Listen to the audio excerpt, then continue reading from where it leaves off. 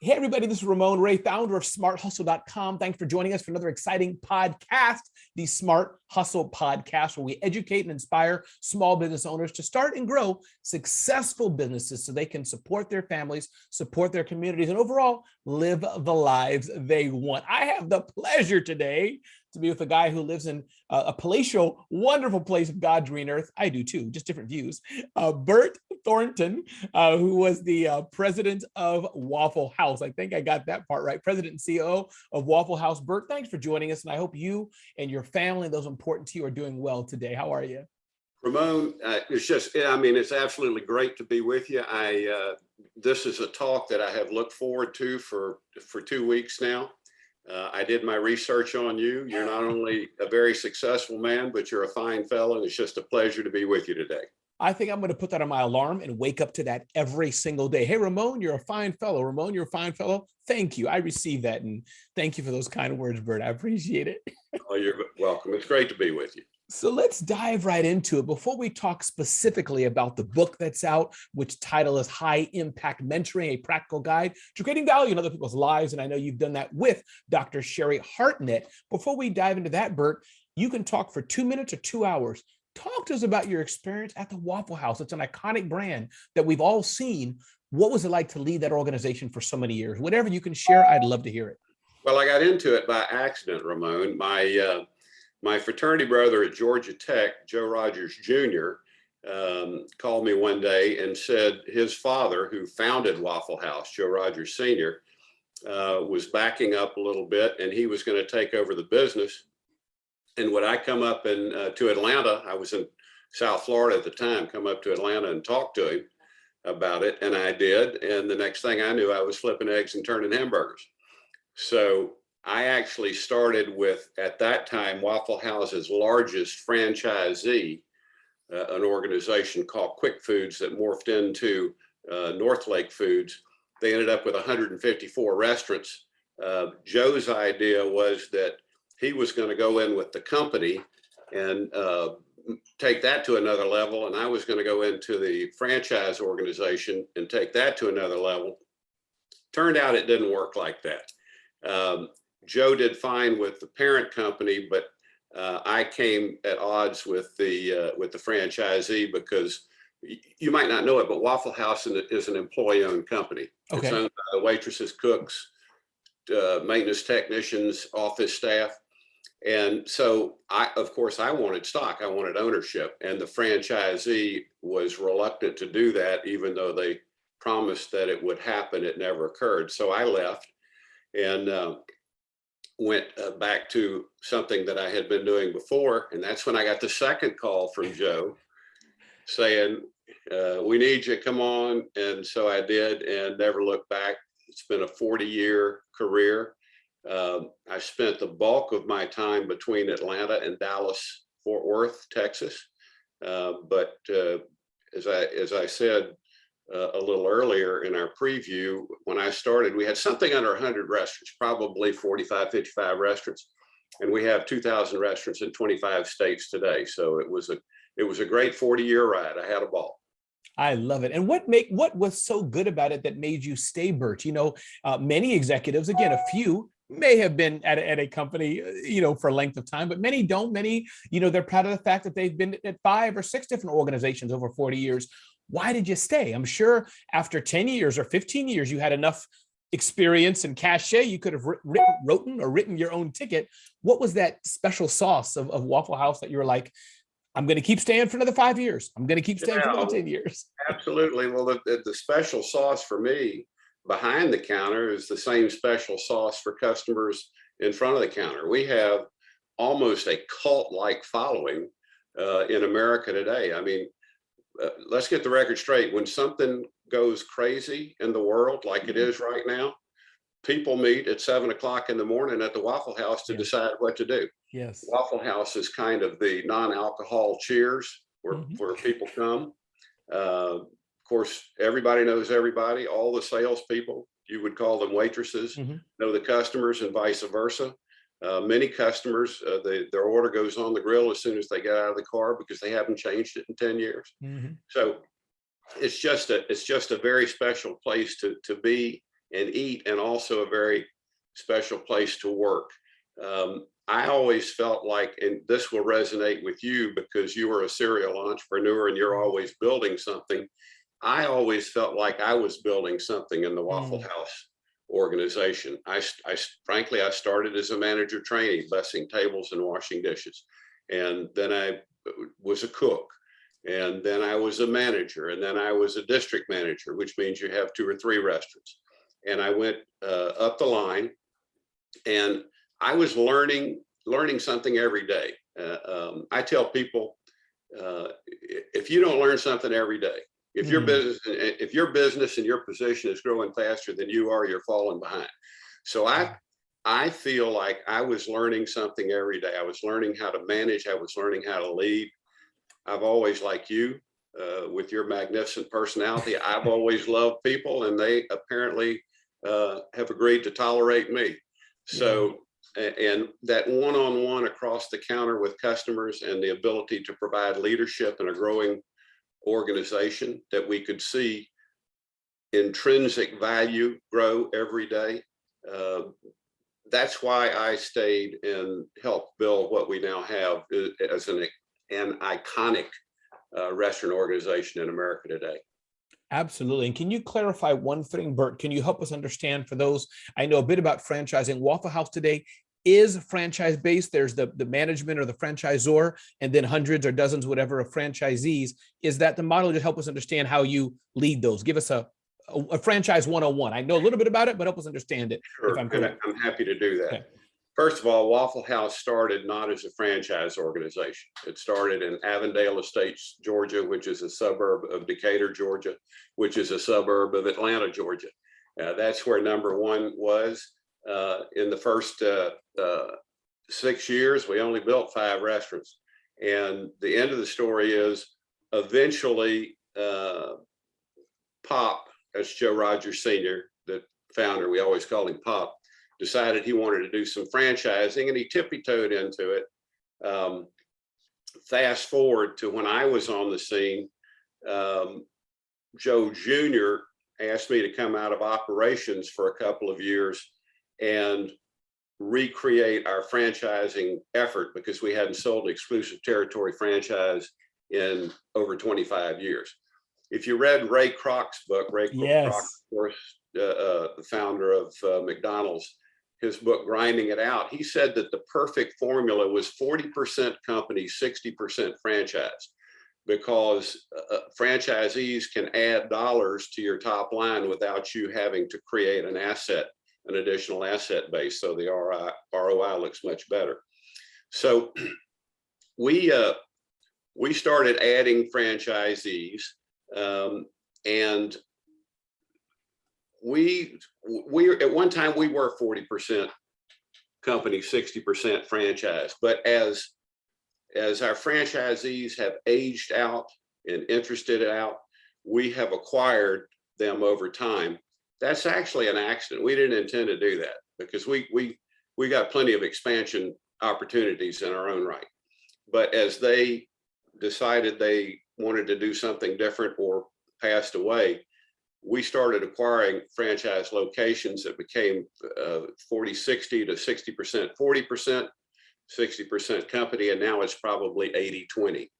Even though we didn't design it that way, we have just, and one of the reasons we have is because we've got such tremendous leadership, the ability to absorb that much. While we open a Waffle House someplace about every 4 days.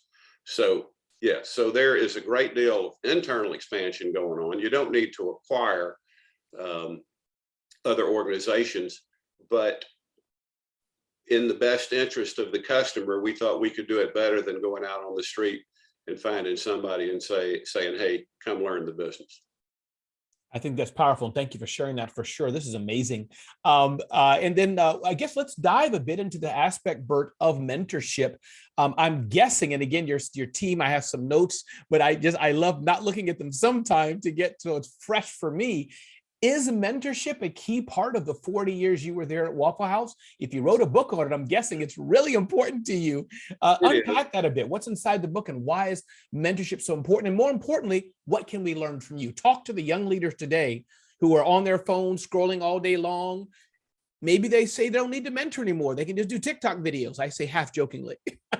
Talk to us. And that's the great ironic situation that we have in America today. On the one hand, we've got these rising high achievers, these emerging leaders who would benefit greatly by the wisdom and experience of a great mentor like you and others, honestly. But sometimes they think they're not ready. Sometimes they just are afraid to ask. On the other hand, you've got this legion of savvy organizational leaders who could, would, and should provide that great mentoring, but they don't know how to find these potential mentees. And if they did, maybe they don't know how to proceed. So that's why Sherry and I wrote this book. We're trying to get those two groups together for a successful, impactful mentoring experience. Ships don't drift into a port, and great potential mentees don't drift into wonderful leadership positions. As a matter of fact, I'll tell you a quick little Waffle House story. We had a fellow down in South Georgia. His division manager called me and he said, "I found a superstar." I went down there and he was indeed a superstar, potential superstar. And I said, "Roger," I said, what does he need? What does John need?" And Roger said, "He just needs time." I said, "Great, let's just sit him in a corner for a year and see what we get." So again, ships don't drift into a port. So that's when we created, and in the book, I talk about the learn list. That was the birth of the learn list. We created a list of things that John needed to learn immediately, meaning in the next 30 days, and in the ensuing year. John got a copy, Roger got a copy, I got a copy, and anytime I was in the market, we checked on his progress. John went on to be, a great fellow for us. But talking about the book, High Impact Mentoring for a second, I actually wrote the micro piece. I wrote the one-on-one across the table piece, do this, don't do that, say this, don't say that. Sherry took that singular effort and scaled it up into how to put that into a small, medium, or large organization. So the book is it's twofold. It's kind of a two-pronged book. On the one hand, we're mentoring the mentors, and on the other hand, we're telling CEOs and COOs and any kind of organizational leaders how to scale that up in a great mentoring overall effort. I don't think that, mentoring has always been important. Sure. But I think successful and impactful mentoring relationships are critical. But the Great Resignation has shown us that people out there aren't getting what they want, what they need at work. Certainly with a new employee, there's some sort of training to a task, onboarding process. But what folks today are really interested in is a bonding relationship with a respected associate of that organization who has a sincere interest in that new employee's success. People want to know that companies are ready to invest in them and their future, and they're going to do whatever they can to make those folks successful. So I think mentoring is probably the number one topic in America today in the C-suite area, because it may just be the silver bullet to many problems that organizational America has today. Yeah, that's powerful, Bert. That is powerful. And I was taking notes as you were talking.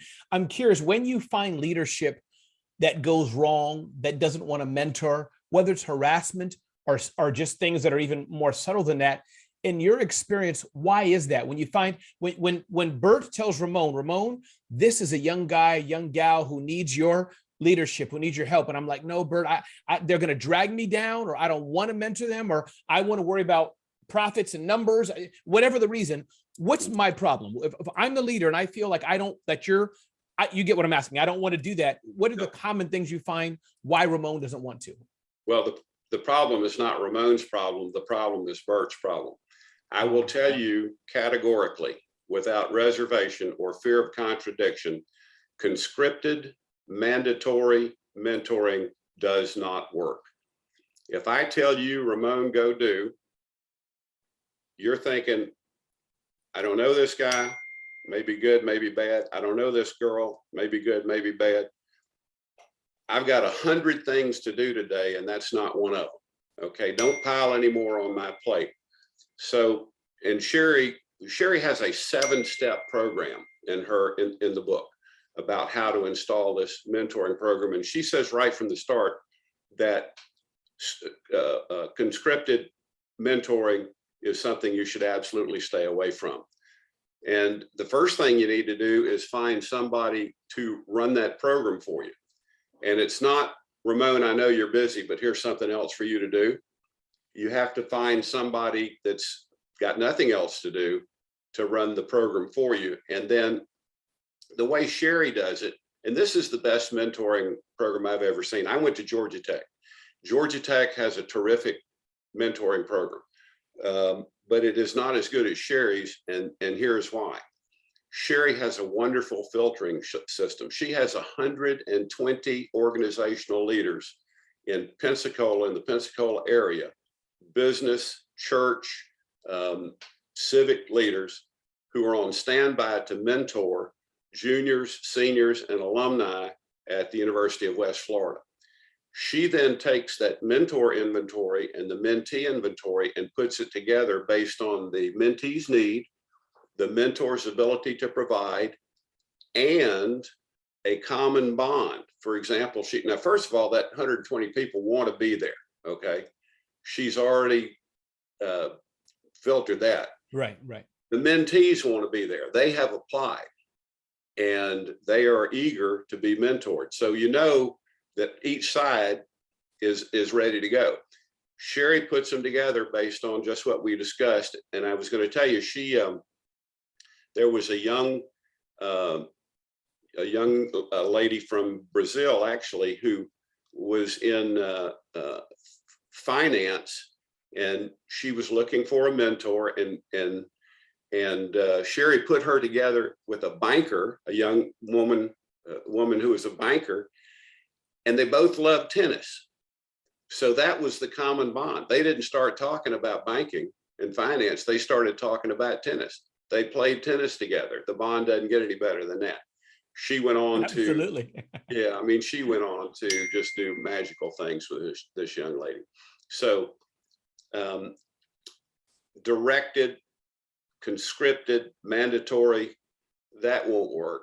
You have to find, I always tell people that a great mentor is someone, first of all, you have to have this underlying desire to give back. I find that my happiest friends are not the ones who take the most cruises and play the most golf. They're the ones who live a life of gratitude for what they have and reciprocation, being willing to give back and help other people become as successful as they might have been blessed to be. But given that general underlying feature, a really great mentor, one, would have a sincere interest in the mentee and the mentee's success. Now, see, you're seeing conscripted go right out the window. Number two, that great mentor would have a demonstrated track record of success. I mean, if not, why would you listen? Number three, they would have knowledge or expertise in that mentee's specific area of interest. And four is peer respect. The greater the peer respect for someone's mentor, the greater his or her chances of success. And that's so critical, I'm going to repeat it. The greater the respect by his or her peers for that mentor, the greater the mentee's chances of success. Wow. That is powerful. That is very, very powerful. And I like what you said, that it can't be manufactured. Do you see anything, Bert, in today's leaders, which is way too broad a question, so feel free to answer it however you want, but in today's leaders that, between the age of, 30 and 50, whatever, and leadership 30 years ago, 40 years ago, if that's a fair question. I'm just curious the comparison you see between a younger leader versus an older one, and maybe it's not generational. Maybe it's the same problem, just finding the right person with the right heart. I don't know, but any thoughts on that? Yeah, Ramon, I'll tell you what my daddy used to tell me. There's nothing new under the sun, just a different crowd doing it. And I tell people, they talk about how difficult things are in America today and how to get in it. And the fact is, things aren't good or bad. They're just different. Yeah. And it requires a different applications, different challenges, different, more unique effort unique to the challenge. Right. So I think there is, and always will be, a group out there who have this feeling that they want to give back and want to mentor. And there's going to be this group of emerging leaders who are looking for some help in getting started on that path of success. As a matter of fact, when I talk to people in groups, in the Q&A session, the number one question I'm asked is, Bert, is there a silver bullet for success? Is there one great thing you can tell me that will send me off on that road to success? And the answer is, there is a silver bullet. If you want to be successful, start by hanging around successful people. Yes, that's true. Who you hang around at every stage in life depends on where you end up in life. A friend of mine, a buddy of mine says, see my friends, see my future. So you start by hanging around the right people, but while you're hanging around the right people, there's a bigger, better, faster, stronger bullet, and that's the gold bullet. And that means you have to find a mentor. I mean, a mentor is someone who will guide you through the social, political, cultural, spiritual aspects of your life and business. A mentor is essential to anyone's success. Yeah. Interestingly, another question I get, particularly from potential mentors, is how do I find a mentee? And my answer is, I'm not a part of a structured organization, a mentoring organization. Right. How do I find a mentee? And my answer is, just keep your eyes open. Yes. I found a young man at Publix 2 weeks ago who, on the way out to the car, he told me what he was studying in college, what he wanted to be. We started chatting. I gave him a copy of my first book. This is the first book. Wow. Yes. It's called Find an Old Gorilla. I'll tell you about that in a second. But I said, just read that and give me a call. And so now we're talking. Yes. You don't wait for an invitation to the mentoring party. Yeah.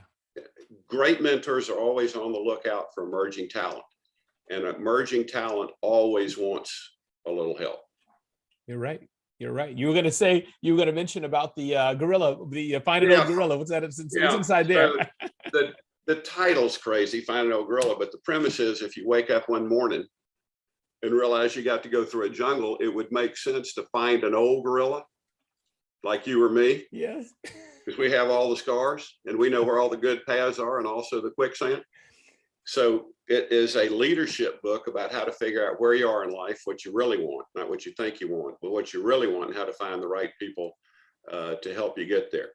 This book, Find an Old Gorilla, is aimed at the mentee.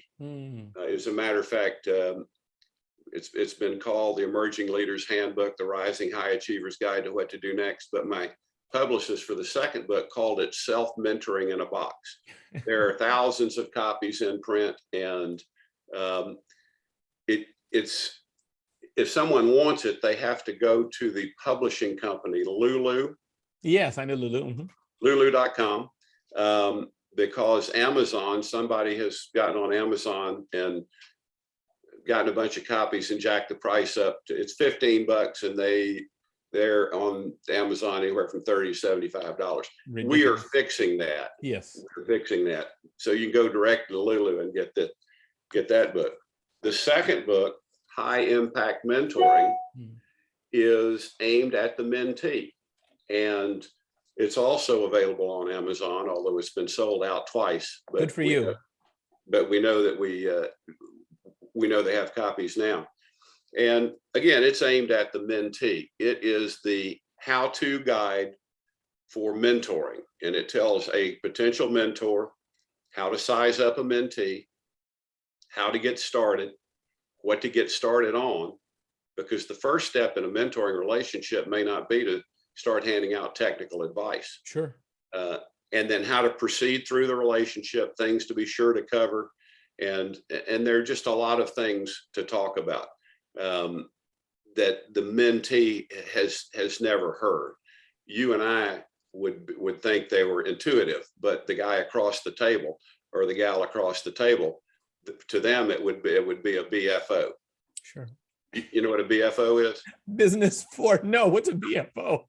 Blinding flash of the obvious. Oh, why didn't I think of that?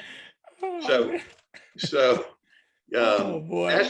That's what this book is all about, and it tells the mentor,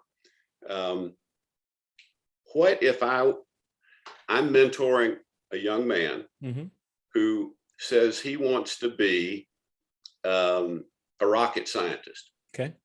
And then on my deep dive, because I tell everybody you have to do a deep dive. Tell me about your family, tell me about your kids, tell me about this, tell me about that. I want to know everything about your life. And what if in that deep dive, I find that this potential rocket scientist had C's in physics and math? Okay, sure. That's not going to work. What if he wants to be, or she wants to be, the next sales manager at Morgan Stanley and shows up in Beach Boy board shorts and a ragged t-shirt? Right. And so now we have a new place to start. Yes, okay. Yes. What if he uses a lot of slang, which that works on the university campus, but not in the boardroom. So the book covers everything that we need to do in order to be a great mentor. Bert, that is powerful. I hope I'd love to have another conversation with you. I want to respect your time about your leadership at Waffle House. I think that's a whole nother event, or I'll have to get you on a stage and put you in a chair and ask you a question in front of a few thousand people. It's happened before. Yes. And I'm curious, is there anything, Bert, I didn't ask you or you didn't share that you wanted to share today? Anything that was important to you? Like, Ramon, listen, I really want to get this message out. This has been so useful for our audience, Bert. I want to tell you something that I think is important in relationships, particularly mentoring relationships. And this is a BFO. This is something that people just never think about. And when I talk about it in talks, it just generates so many questions. And that is this idea of where to start in the relationship. And I tell people, I call these 8 great social tells. When two people meet for the first time, like you and me right now, but when two people meet for the first time, whether it's at a cocktail party or a job interview, for the first time, there is a lot of evaluation going on. Now, it may be conscious or it may be subconscious, but the antennas go up and we start evaluating this other person that we've met for the first time.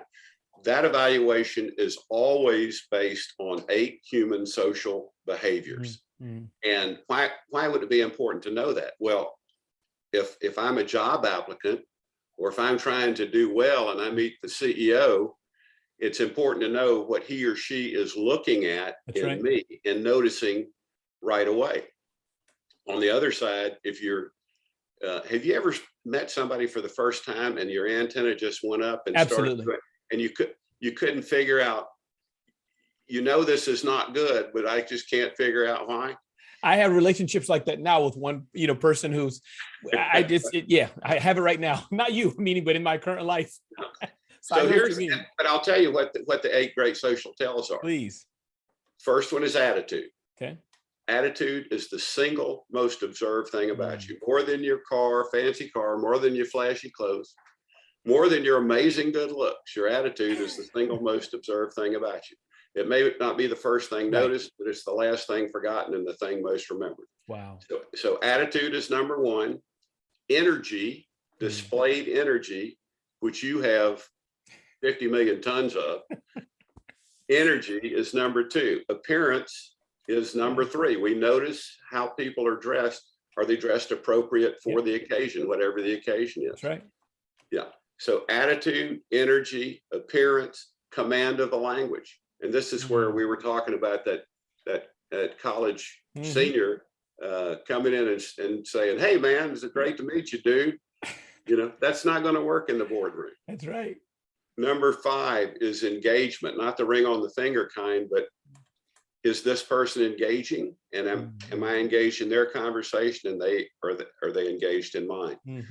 The next one is conversational bearing. Are they leading, lagging, or tracking in an organization? Have you ever had to drag somebody through a conversation? I have. And that which often may mean either that they're not interested. That's a big clue of me. You know, after a while, it's like, you know what? Thanks. I'll move on. Or it's like being at a party and you're looking at them, but they're looking at everywhere in the room but at you. That's just not right. And then demeanor is number 7, and that's the person you were talking about, whether they're calm, cool, and collected, or as you described, over the top, and you just don't know what's going to happen next in the conversation. And then number 8 and last is body language. So that's something one of the reasons I think people should read this book, because there is a whole chapter on the 8 great social tells, how to see, how to analyze, how to evaluate, and what to do. The last thing I'm going to say is that I think that this book right here has a chance to change the face of mentoring in America. And it's something that is absolutely needed today. And Sherry and I, of course, Sherry is a doctor she's a PhD. She owns her own marketing company, a consulting company, and she's a professor at the University of West Florida. So, and I have the one-on-one practical experience. She's got the experience in the other environment. So together, I think we've written a great book that's an opportunity for emerging mentors and aspiring CEOs to do a lot of work with. Well, I think you have indeed, Bert, and I will make this offer to you publicly, even though we'll talk more about it, even after the recording, as though if I can be an assistance to anybody in your life. I'm going to make some assumptions, which could be wrong, that God's blessed you with the things you need in life. But sometimes it's the people who we pass by. You're like, you know what? You should talk to Ramon. So Bert, even though you and I have just met, if there's somebody you come across that you feel I can mentor on your behalf, you have an open door to refer them to me anytime. And they can just say, Ramon, Bert sent me to you. Can you help me? And I'll be glad to do that, Bert. It'll be my honor. Well, Ramon, you are a great man for that. And I will tell you, even after talking with you for a half an hour and looking at the 8 great social tells, but just and what I've learned about you online, your character, anybody who is the beneficiary of your mentoring would be very, very blessed. And if I find someone I think was suitable, and that means worthwhile for your great skills, I'll send them your way. I appreciate that. Listen, everybody, we've just been talking to the former president and COO of Waffle House. He's co-authored an amazing book with Dr. Sherry Hartnett. And that book's title, we'll have that in the show notes, is High Impact Mentoring, a Practical Guide to Creating Value in Other People's Lives. I'm Ramon Ray, founder of smarthustle.com, where we inspire and educate small business owners to start and grow successful businesses so they can provide for their families and support their communities and have the freedom to be who we are. I'm Ramon Ray. If you're hearing the sound of my voice, or Bert's voice for that matter, give us a 5-star review. If you don't like what we said, still give us a 5-star review. Thank you so much for being here, and feel free to check more out at smarthustle.com.